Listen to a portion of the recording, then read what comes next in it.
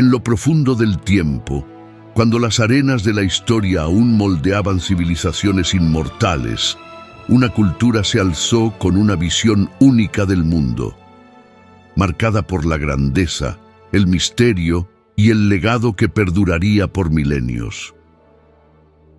Grecia, una tierra donde el arte fluía como un río inagotable, donde la música y el teatro no eran solo entretenimiento, sino la voz de los dioses mismos.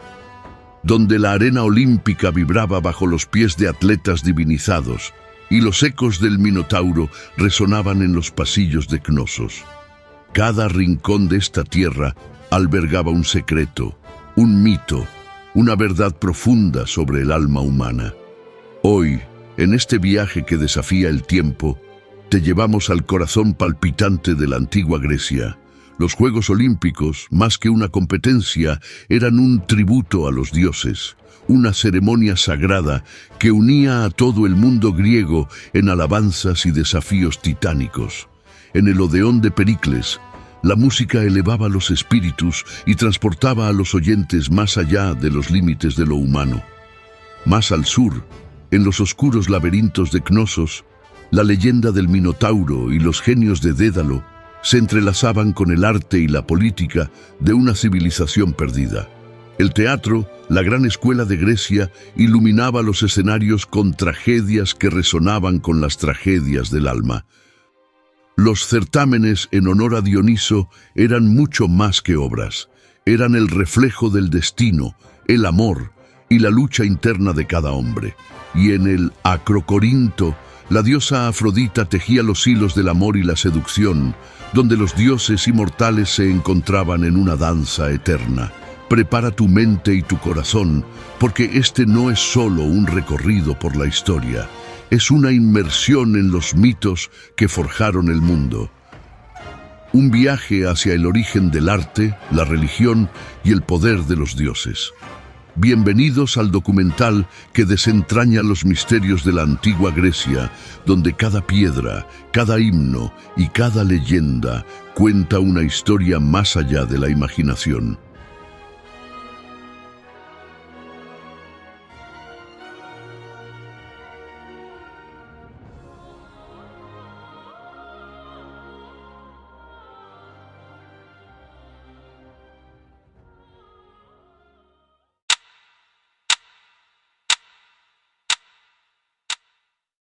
Las Olimpiadas se inauguraban con la ceremonia del juramento de los atletas, entrenadores y jueces participantes. Esta ceremonia se celebraba ante el altar de Zeus Orquio, el vigilante de los juramentos. Los atletas juraban cumplir las normas de las Olimpiadas y los jueces prometían ser justos e imparciales. Entonces comenzaban las competiciones, empezando por una prueba que decidía qué heraldos y trompetistas tendrían el privilegio de anunciar los juegos. El primer día se celebraban las pruebas atléticas de lucha, carreras y boxeo para los participantes más jóvenes de entre 12 y 18 años. El segundo día se iniciaba con una gran procesión hasta el hipódromo, donde daban comienzo las populares pruebas ecuestres. La más espectacular y esperada era la de cuadrigas, carros tirados por 4 caballos. Una peculiaridad de las pruebas ecuestres era que el ganador no era el jinete más diestro, sino el dueño del carro o caballo más rápido. La princesa espartana Cinisca aprovechó este vacío legal para saltarse la norma que impedía participar a las mujeres y consiguió hacerse con 2 victorias olímpicas. Esta norma también propició algunas clasificaciones bastante peculiares, como cuando en el año 416 a.C., Alcibíades participó con 7 carros y quedó en primer, segundo y cuarto puesto. Tras las competiciones ecuestres, los 40.000 espectadores se trasladaban al estadio para presenciar el pentatlón. Cuando finalizaban las pruebas del día, se celebraban las exequias en honor de Pélope, el héroe mítico fundador de los Juegos Olímpicos. La noche terminaba con un banquete y un gran desfile en homenaje a los vencedores del día. Vencer en unos Juegos Olímpicos era uno de los mayores honores a los que podía aspirar un mortal, y todos trataban de inmortalizarse de alguna forma. Algunos atletas hacían levantar estatuas de sí mismos, mientras que otros encargaban odas a algún poeta. La tradición oral era muy importante para los griegos. Estas odas, llamadas epinicios, solían ser compuestas por los mejores poetas, como Píndaro, Simónides o Baquílides. Se interpretaban en los banquetes y celebraciones a los que acudía el atleta vencedor o cuando abandonaba Olimpia. El pentatlón se celebraba en el estadio el segundo día. Como indica su nombre, constaba de 5 pruebas: lanzamiento de disco, lanzamiento de jabalina, salto, carreras y lucha. Existen varias diferencias entre la versión antigua de las pruebas y sus homólogas contemporáneas. Los antiguos saltadores, por ejemplo, se colocaban pesas en las manos para impulsarse, puesto que en aquellos tiempos no se cogía carrerilla antes del salto. Otra diferencia era que si un atleta ganaba en las 3 primeras pruebas, era declarado vencedor automáticamente, en lugar de que se juzgara su actuación en las 5. La mecánica de las carreras era idéntica a las de hoy en día, salvo por el detalle de que los atletas corrían desnudos. En cuanto a la lucha, los contendientes no se organizaban por pesos como ahora, sino que lo hacían por edades. El vencedor era el que primero hacía caer a su adversario 3 veces. El tercer día comenzaba con el evento más importante del festival. Una procesión de helanódicas, embajadores, competidores y animales se abría paso hasta el altar mayor frente al templo de Zeus. Los animales eran sacrificados entonces como ofrenda oficial del festival. La tarde del tercer día se dedicaba a las carreras a pie. Las carreras eran la prueba más antigua de los Juegos y de hecho fueron la única prueba de las primeras Olimpiadas. La carrera principal era el estadio, un sprint de unos 180 metros. El ganador tenía el honor de dar su nombre a los 4 años entre unos Juegos y los siguientes, periodo también conocido como Olimpiada. Por ejemplo, los 4 años que siguieron a los primeros Juegos Olímpicos de 776 a.C. fueron conocidos como la Olimpiada de Corebo de Élide, su vencedor. Tras las pruebas, se organizaba un banquete público en el Pritaneo para celebrar las victorias del día. El cuarto día se dedicaba al combate. Las peleas se celebraban por la mañana, seguidas por el boxeo y el pancracio. El pancracio era la mezcla de lucha y boxeo en la que todo valía. Lo único que no se permitía era morder, meter los dedos en los ojos o en la boca y dar golpes en los genitales. Era una de las pruebas más populares y se consideraba la máxima expresión de fuerza y técnica. Más tarde se celebraba una prueba de carreras única llamada oblitódromo, que consistía en correr con armadura.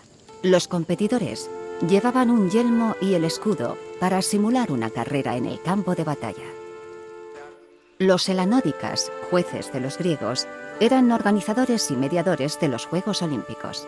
Siempre eran de Élide, la ciudad a cargo del santuario de Olimpia, y en cada Olimpiada se elegían los nuevos.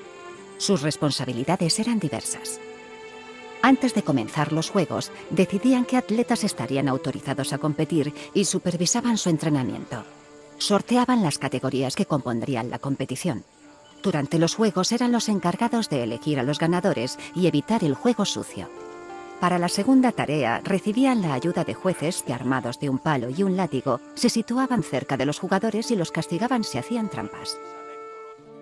La victoria en Olimpia era uno de los mayores honores del mundo griego. Los vencedores no solo eran aclamados en sus ciudades de origen, también eran conocidos en toda la Hélade. Algunos atletas, tentados por esta gloria, rompían el juramento a Zeus y hacían trampas. Esto era muy peligroso, porque había varios castigos preparados en caso de que se descubriera. Uno era la descalificación y una multa. Si hacían trampas durante una prueba, podían recibir el castigo físico de los jueces cercanos. Pero el elemento disuasorio más potente era la vergüenza.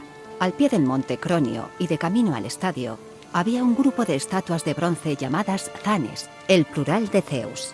En estas estatuas estaban inscritos los nombres de los atletas que habían hecho trampa, en qué consistió y la multa impuesta. Los zanes, pagados con las multas de los tramposos, se situaban estratégicamente en lugares visibles. La culpa de la trampa podía recaer sobre individuos o ciudades enteras. El Pritaneo era el centro administrativo del culto de Olimpia y los Juegos Olímpicos. Albergaba a los sacerdotes del santuario y a los oficiales de los Juegos. También se utilizaba para celebrar el gran banquete en honor a los vencedores del tercer día. Además, tenía una función sagrada. Dentro de su cámara central ardía el fuego sagrado de Hestia, que estaba encendido día y noche. Con ese fuego se encendían el resto de altares del santuario. Esta práctica puede haber inspirado, al menos parcialmente, la tradición moderna de llevar la antorcha olímpica. Los Juegos han terminado. La gloria de los atletas se desvanece como el eco en los antiguos estadios. Pero Grecia no solo cantaba alabanzas a la fuerza y la velocidad. En sus corazones resonaba otra forma de poder, la música. Una melodía que cruzaba los mares y los valles, trayendo la armonía divina a oídos mortales. Ahora, déjate llevar por los acordes eternos que resonaron en el Odeón de Pericles.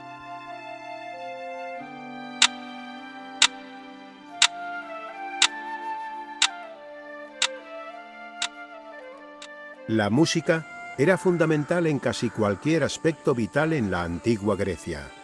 En reuniones públicas, socializando en cenas, presentando ofrendas en el templo o marchando rumbo a la batalla, siempre había una canción para cada momento. Aristóteles llegó a escribir que la música aumentaba la eficiencia de los obreros y se utilizaba para que remeros y recolectores trabajasen a un ritmo constante. Los concursos musicales, agones, empezaron a celebrarse durante las fiestas religiosas. Con el tiempo se convirtieron en eventos culturales por derecho propio y atraían a músicos y espectadores de todo el mundo griego. En el Festival de las Panateneas atenienses, por ejemplo, había certámenes de intérpretes y recitales de poesía. El Festival de las Dionisias incluía concursos de agrupaciones masculinas de cantantes para ver quién interpretaba el mejor ditirambo, un alegre himno en honor a Dioniso. Aunque todo el mundo podía asistir como público a los concursos, las mujeres no podían competir. Los ganadores de las primeras competiciones solo recibían una corona y un subidón de ego por su talento. Pero a partir del periodo helenístico, las recompensas se convirtieron en dinero. Estos premios eran tan grandes que los músicos podían ganar fortunas, sobre todo si iban de festival en festival. El Odeón de Pericles data de entre los años 440 y 430 a.C. El edificio fue encargado por Pericles para ser usado durante las Panateneas. Allí también se realizaron lecturas de poesía, charlas políticas y representaciones filosóficas. Según antiguas fuentes, el diseño original del Odeón se inspiraba en la tienda de campaña del rey persa Jerjes, un botín de guerra rescatado por los atenienses tras la victoria en Salamina del 480 a.C. Su tejado estaba hecho con la madera de los barcos persas capturados. En ese sentido, el Odeón era tanto un símbolo triunfal de Atenas como un insulto a sus enemigos persas. Esta estructura se consideraba uno de los mayores logros arquitectónicos de la antigua Atenas. En la antigua Grecia había estilos musicales para casi cualquier ocasión. Las canciones más complicadas como himnos, peanes y ditirambos eran para los dioses, y por lo tanto se interpretaban durante las ceremonias religiosas y la vida pública. El himeneo, por su parte, se interpretaba en las bodas, y el treno acompañaba las procesiones fúnebres. La canción típica de los eventos alegres como los simposios era el escolión, una canción para beber. Pero la epítome de la expresión artística era el teatro, puesto que combinaba canciones con poesía, danza, interpretación y vestuario. Las obras se consideraban una conexión entre dioses y mortales, y las canciones que las acompañaban, sobre todo las de las tragedias de Eurípides, acababan convirtiéndose en éxitos en el resto de Grecia. La música se apaga, pero el misterio permanece. Más allá del arte y la melodía, Grecia esconde una sombra más profunda. En la isla de Creta, las antiguas civilizaciones construyeron más que melodías, construyeron leyendas. Detrás de los muros del palacio de Cnosos, la verdad y el mito se entrelazan, dando vida al oscuro laberinto donde habita el Minotauro. Es momento de adentrarse en lo desconocido.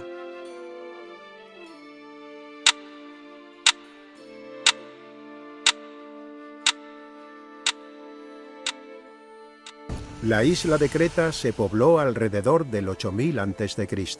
Las grandes ciudades y el comercio marítimo empezaron a desarrollarse. Se levantaron y se reconstruyeron palacios, culminando en el periodo que los arqueólogos llaman neopalacial, que comenzó sobre el 1700 a.C. Este periodo duró más de 300 años y se considera la edad de oro de la civilización minoica. El palacio más grande de esta época se encontraba en Knossos y presentaba complejos laberínticos de talleres, templos, juzgados, salas del trono y zonas habitables, además de caminos empedrados y fontanería y drenaje avanzados. El comercio y las relaciones exteriores eran vitales para los minoicos, y sus redes se extendían por todo el Mediterráneo oriental. Como resultado, los cretenses y los pueblos con los que comerciaban se influyeron recíprocamente e intercambiaron ideas a menudo, casi siempre mediante interacciones pacíficas, no conflictos militares. El asentamiento de Knossos data de nada menos que del séptimo milenio antes de Cristo. Hoy se recuerda sobre todo por las ruinas del palacio en la colina de Céfala. Las ruinas pertenecen a dos fases: el palacio antiguo, en muy mal estado de conservación, y el nuevo. El nuevo palacio de Knossos era el mayor de los palacios minoicos, con una superficie de 13.000 metros cuadrados. Su núcleo estaba en el patio central, empleado probablemente con fines ceremoniales. Los centros palaciegos minoicos se derrumbaron tras la invasión y conquista micénica, procedente de la Grecia continental. Sin embargo, aún no conocemos la fecha de destrucción definitiva del palacio de Knossos. Durante la segunda fase del palacio, su planta baja se dedicó a actividades económicas y se componía de grandes almacenes. La zona residencial, de la que destacaba la presencia de retretes, se encontraba al sureste del patio central, a los pies de la gran escalera. El palacio estaba muy decorado, y sus frescos representaban deportes relacionados con toros y mujeres con atuendos espléndidos. Los enormes cuernos de la consagración de piedra, importantes símbolos religiosos minoicos, presidían imponentes el patio oeste. Otras partes notables del palacio incluían la zona del teatro, que se piensa que pudo haber servido de mirador, el santuario tripartito, en el que se adoraba a una importante deidad minoica, a la que los historiadores llaman diosa madre, y el piano nobile, un gran espacio en la segunda planta del palacio. Durante sus viajes a Creta, el arqueólogo Arthur John Evans descubrió varias tablillas. Este hallazgo llevaría a definir las formas de escritura minoica, conocidas como lineal A y lineal B. Los minoicos registraban con estas formas de escritura muchas cosas, incluso transacciones mercantiles. Por ejemplo, estaba en lineal B una de las tablillas de barro descubiertas en el palacio de Knossos. El texto detallaba la transferencia de cilantro, empleado a menudo en perfumería, entre un hombre llamado Kiprios y otra persona llamada Toinon. Este tipo de tablillas han permitido a los historiadores conocer en profundidad muchos aspectos de la cultura y sociedad minoicas. Según el mito, el semihombre o semitoro Minotauro nació cuando la reina Pasífae se acostó con el toro que enviaron los dioses para castigarla. La vergüenza del rey Minos era grande, pero no se atrevió a matar al Minotauro. Optó por esconder al monstruo en un laberinto construido por Dédalo. Dédalo fue una figura importante de la mitología griega. Era un genial inventor, pero llegó a sentir tantos celos de un sobrino tan inteligente como él que lo arrojó desde lo alto de la Acrópolis de Atenas. Como castigo, Dédalo fue expulsado de Atenas, aunque no tendría problemas para encontrar un trabajo pronto. La reina Pasífae de Creta lo contrató para construir un disfraz de vaca con el que seducir a un toro al que había cogido especial cariño debido a una maldición de Poseidón. Dédalo cumplió, y su invento acabaría facilitando el nacimiento del Minotauro.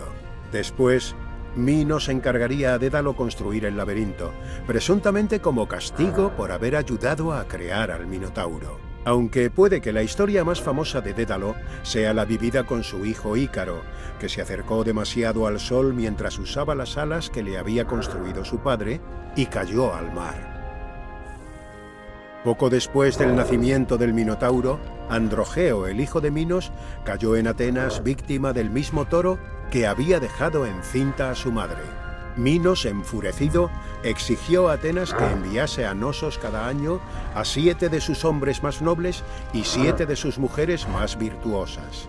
Tras ser transportados hasta Creta en un barco con velas negras, los hombres y mujeres eran arrojados al laberinto para ser devorados por el Minotauro. Teseo, uno de los jóvenes atenienses elegido para ser encerrado en el laberinto, se había cansado del funesto ritual. Antes de abandonar Atenas, proclamó que mataría al Minotauro y regresaría a su ciudad en un barco con velas blancas. Antes de entrar en el laberinto, Teseo conoció a Ariadna, la hija del rey Minos, que se enamoró perdidamente de él. Ariadna entregó a Teseo un ovillo que podría desenrollar para encontrar después la salida del laberinto. Con la ayuda de este hilo, Teseo entró en el laberinto, mató al Minotauro, escapó de la prisión de la bestia y zarpó rumbo a Atenas con Ariadna a su lado.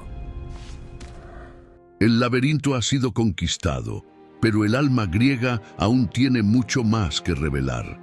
Cuando los héroes descansaban, los poetas y actores subían al escenario. En el teatro, las tragedias y comedias no solo entretenían, eran espejos del alma. En cada obra, el destino de los dioses y los hombres se entrelazaba en una danza trágica. Es hora de subir al escenario del gran teatro griego, donde las emociones humanas desbordaban en la orquesta.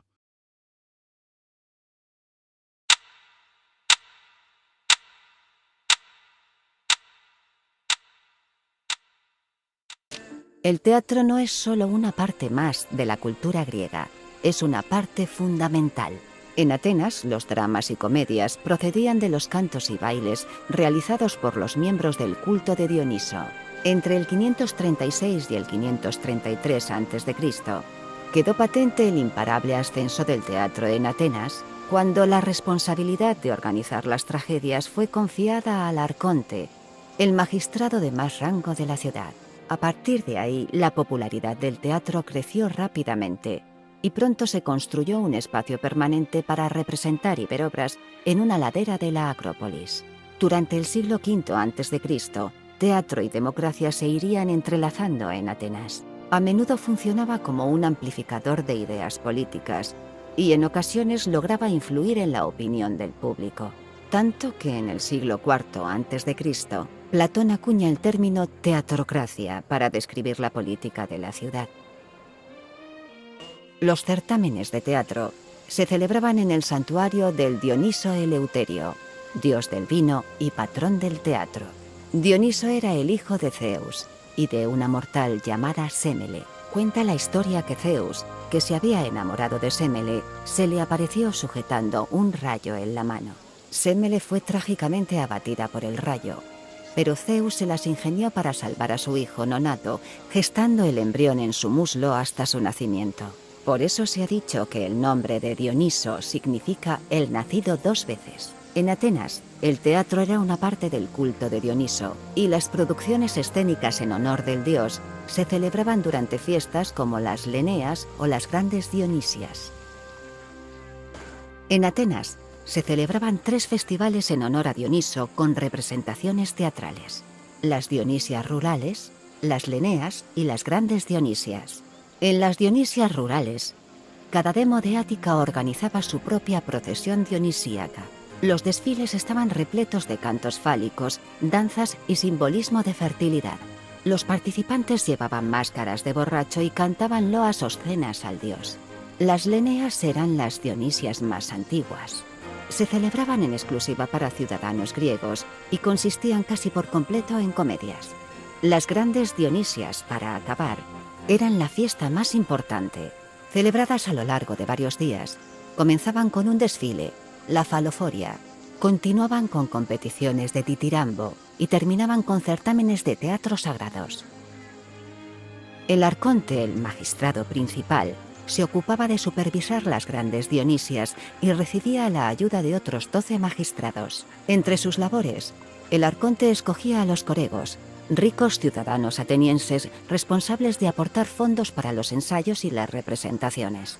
2 días antes de empezar el festival se celebraba el proagón, ceremonia en la que los dramaturgos presentaban sus obras. Las Dionisias comenzaban de lleno con la procesión hasta el templo del dios, seguida por sacrificios y un simposio. Los 2 días siguientes se centraban en los concursos de ditirambo, mientras que los 4 últimos se dedicaban al teatro. 10 jueces, escogidos de forma aleatoria por el arconte, decidían el resultado de los concursos. Los jueces introducían sus votos en una urna, y el ganador se elegía sacando al azar 5 de ellos. Todos los actores atenienses eran varones, independientemente del género del papel interpretado. Las tragedias originales contaban con un solo actor, que interpretaba junto a un coro, y acabarían con un máximo de 4. Al añadir papeles se crearon oportunidades para diálogos dramáticos. Durante las actuaciones, los actores se preparaban tras la esquené, una estructura que servía de camerino antes de salir al proscenio o escenario. La esquené podía estar pintada para representar fondos como palacios, templos o tumbas. Su techo estaba reservado para apariciones divinas. Estos dioses eran desplazados con una grúa, llamada mechané, que producía unos efectos visuales espectaculares. Los actores actuaban con máscara y vestuario elaborado. Para las tragedias, se ataviaban con magníficos ropajes, mientras que en las comedias, los personajes masculinos llevaban falos desproporcionados para aumentar la comicidad. La parte central del teatro era la orquesta, el lugar del baile. Era una gran zona circular en la que actuaba el coro, se celebraban ritos religiosos y, se cree, se actuaba. Hombres disfrazados con máscaras formaban los coros. Cualquier ciudadano ateniense podía ser un coreuta, siempre que fuese escogido por el director. El coro también hacía las funciones de telón, puesto que su entrada y salida marcaban el comienzo y el fin de la obra respectivamente. En cada obra se creaban máscaras y vestuario nuevos para el coro, a menudo igual de impresionantes y elaborados que los de los actores. En las comedias de Aristófanes, por ejemplo, el coro se disfrazaba de avispas, ranas, pájaros, nubes o islas. En una de sus obras, Los caballeros, unos cabalgaban sobre otros vestidos de caballo. En el Teatro de Atenas, el espacio para las representaciones, cabían 17.000 personas, casi un 10% de la población de Ática. Su excelente acústica lo hacía ideal para el teatro, pero en ocasiones también se usaba para reuniones políticas o desfiles. Todo el mundo podía acceder al teatro, aunque esto no significa que fuera gratis. En las primeras filas se sentaban los sacerdotes y oficiales públicos, mientras que la parte central del auditorio se reservaba para embajadores e invitados de honor. Sabemos que los hombres y las mujeres se sentaban separados. En general, la reacción del público era emocional y ruidosa.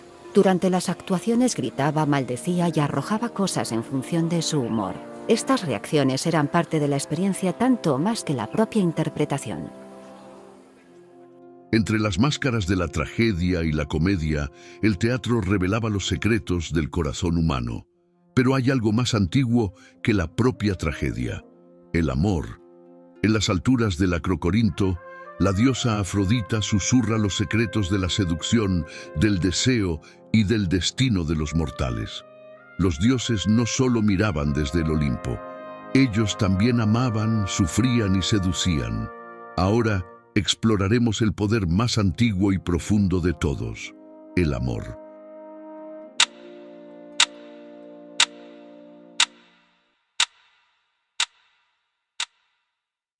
Al igual que Atenas, Corinto contaba con su propia acrópolis, el Acrocorinto. Este promontorio natural ofrecía una visibilidad excelente del territorio. También albergó varios santuarios, supuestamente construidos en el siglo VI a.C.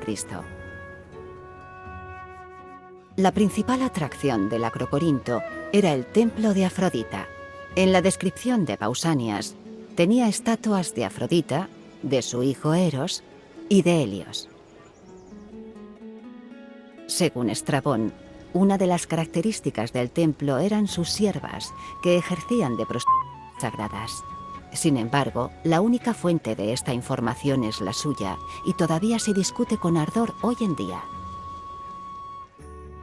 El amor es el eje central de infinitas historias mitológicas. Ni siquiera Zeus era ajeno a él, y se prendó tanto de mortales como de otras deidades. Algunos mitos relataban amores prohibidos que acababan en tragedia, como el amor de Fedra por su hijastro Hipólito. El matrimonio era un tema habitual en los mitos, pero solía ser problemático. Afrodita, por ejemplo, engañaba con frecuencia a su marido Hefesto, y el rencor de Medea hacia su exmarido Jasón acabó por enloquecerla tanto que mató a sus propios hijos. Estos retratos tan poco idealizados reflejaban la idea de que el matrimonio era considerado un deber cívico más que una unión romántica. La diosa Afrodita era una de las olímpicas más poderosas, asociada habitualmente al amor, la belleza y el sexo. Era adorada en todo el antiguo Mediterráneo por hombres y mujeres de todas las edades. Su origen varía según la versión de la historia que tomemos. El poeta Hesíodo afirma que nació de los genitales cercenados de Urano, mientras que la versión del mito de Homero dice que era la hija de Zeus y Dione. Afrodita, una habitual de las historias mitológicas, tuvo muchos amantes mortales. Su favorito era Adonis, un hermoso muchacho que murió trágicamente en un accidente de caza. Afrodita quedó devastada por su muerte, de modo que creó un culto para conmemorarlo, las Adonias.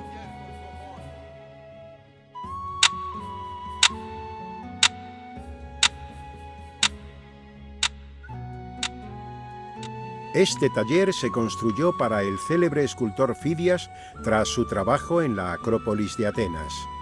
Fidias vino a Olimpia en el 435 a.C. para empezar a trabajar en la gran estatua criselefantina de Zeus. Murió 5 años después, tras haber completado su obra maestra. Esta gran estatua se convertiría en una de las 7 maravillas del mundo antiguo. El taller de Fidias se encontraba justo al lado del templo de Zeus. Su estructura se ha conservado muy bien, sobre todo debido a su conversión en iglesia en el siglo V. Los arqueólogos han descubierto montones de materiales antiguos en los alrededores, como moldes y herramientas de escultor. Aunque el artefacto más famoso es una copa con una inscripción que afirma con rotundidad: «Soy propiedad de Fidias». En el quinto y último día de los Juegos Olímpicos, los ganadores asistían a una ceremonia en la que eran coronados con hojas de olivo y cubiertos de flores. Las coronas procedían del olivo sagrado de Zeus, plantado muy cerca del templo del dios. Un joven cortaba las ramas con una hoz de oro y se las daba a los helanódicas, que las convertían en coronas. Después de la coronación, era el momento de los banquetes y las celebraciones.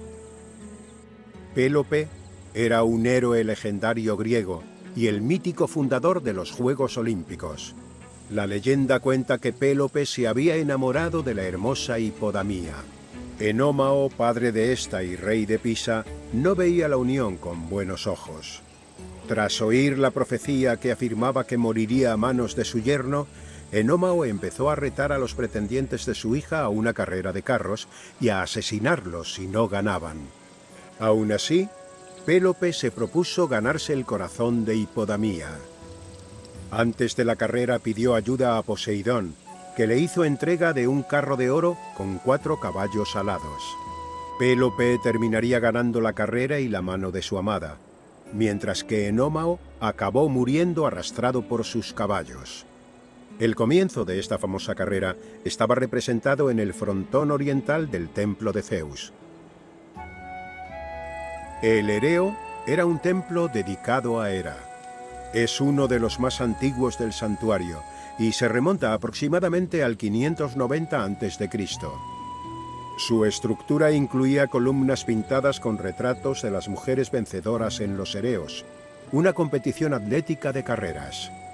Cada 4 años, elegían a 16 mujeres para tejer un velo dedicado a Hera. Estas mujeres también organizaban la competición, aunque no competían en ella. Los Juegos Ereos eran únicos por estar dedicados a mujeres atletas, en contraposición a los Juegos Olímpicos. Hera, diosa de la mujer, el matrimonio, la familia y los partos. Gobernaba en el monte Olimpo como reina de los dioses, junto a su hermano y marido Zeus. Muchas historias mitológicas la retratan irritada por la cantidad de amantes e hijos ilegítimos de su esposo. En el arte griego, Hera se suele representar maternal y regia, a menudo con corona o sentada en un trono. También la encontramos sujetando una granada, símbolo de la fertilidad y la muerte a la vez. El culto de Hera era popular en toda Grecia, y en Olimpia llegaron a acuñar su imagen en las monedas.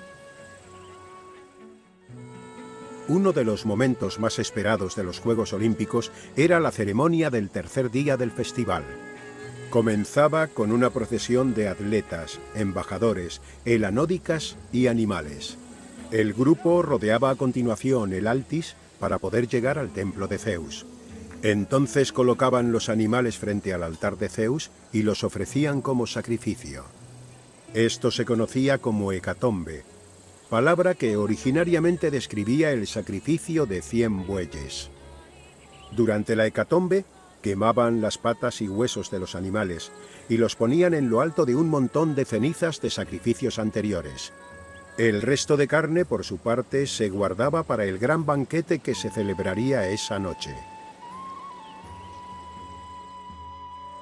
Los Juegos Olímpicos estaban dedicados a Zeus, y todas las ceremonias y eventos eran en su honor. No debería sorprendernos que el templo más grande del santuario fuese el de Zeus. La mayoría de templos era solo para sacerdotes, pero el de Zeus acogía a todos los visitantes de Olimpia.